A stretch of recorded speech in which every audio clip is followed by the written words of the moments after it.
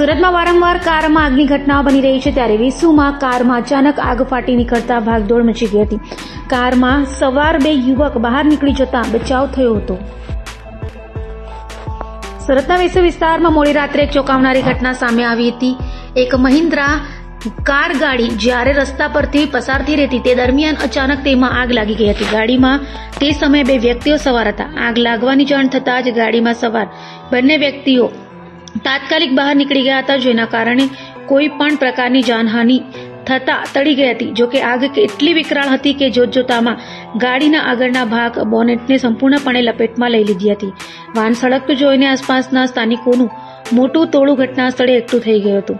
લોકોમાં ભય સાથે કુતૂહલ જોવા મળ્યું હતું. બનાવની જાણ થતાં જ વેસુ ફાયર બ્રિગેડની ટીમ તાત્કાલિક ઘટના સ્થળે દોડી આવી હતી.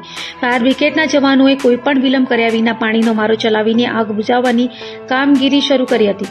તેમની ત્વરિત અને અસરકારક કામગીરીને કારણે ગણતરીની મિનિટોમાં જ આગ ઉપર સંપૂર્ણ કાબુ મેળવી લેવાયો હતો.